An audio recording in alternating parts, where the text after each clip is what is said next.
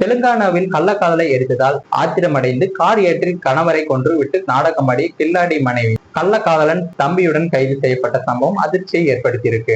நமது சேனல்ல பாத்தீங்கன்னா தினமும் நடக்கக்கூடிய பல்வேறு விதமான குற்ற சம்பவங்களை குறித்து உடனுக்குடன் செய்திகள் பதிவேற்றம் பண்ணிட்டு வரோம். நீங்களும் இது போன்ற செய்திகளை உடனுக்குடன் தெரிஞ்சுக்கணும்னா மறக்காம நமது சேனலை சப்ஸ்கிரைப் பண்ணுங்க, பெல் ஐக்கானை கிளிக் பண்ணுங்க. அப்பதான் நம்மளுடைய வீடியோ உங்களுக்கு உடனுக்குடன் வந்து சேரும். கள்ளக்காதலை எதிர்த்த கணவரை மனைவி உட்பட 3 பேர் கார் ஏற்றி கொலை செய்திருக்காங்க.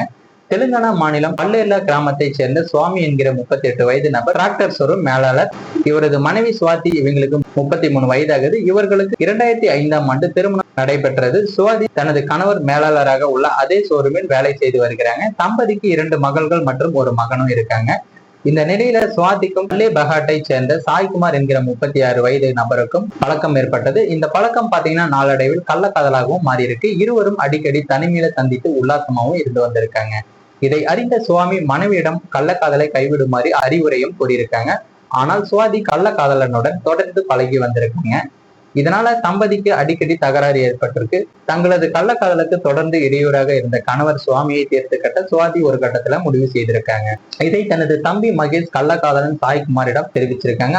அவர்களும் இதற்கு சம்மதம் தெரிவிச்சிருக்காங்க. இந்த நிலையில சுவாமி பல்லேரை சேர்ந்த அவரது நண்பர் வீரபாபுவும் பைக்கில் புவனகிரிக்கு சென்று விட்டு நள்ளிரவில் வீடு திரும்பியிருக்காங்க. கேட்டப்பள்ளி அருகே வந்தபோது இவர்களது பைக் மீது கார் மோதிருக்கு. இதில் சுவாமியும் வீரபாபுவும் தூக்கி வீசப்பட்டு பலத்த காயமடைந்திருக்காங்க. இதில் சுவாமி சம்பவ இடத்திலே பரிதாபமாக உயிரும் இழந்திருக்காரு. இது குறித்து அப்பகுதி மக்கள் போலீசாருக்கு தகவலும் தெரிவிச்சிருக்காங்க. போலீசார் சம்பவ இடத்திற்கு விரைந்து வந்து வீரபாபுவை மீட்டு ஹைதராபாத்தில் உள்ள மருத்துவமனைக்கு அனுப்பி வச்சிருக்காங்க.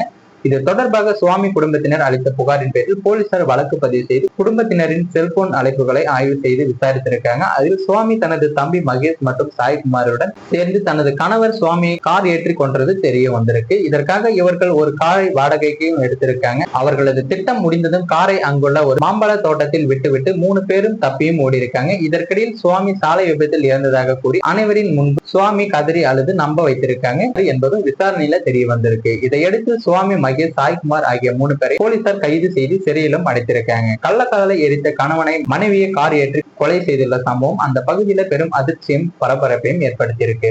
மேலும் இது போன்ற வீடியோக்களை உடனுக்குடன் காண மறக்காம நமது சேனலை சப்ஸ்கிரைப் பண்ணுங்க. வீடியோ பிடிச்சிருந்தா மற்றவங்களுக்கும் ஷேர் பண்ணுங்க.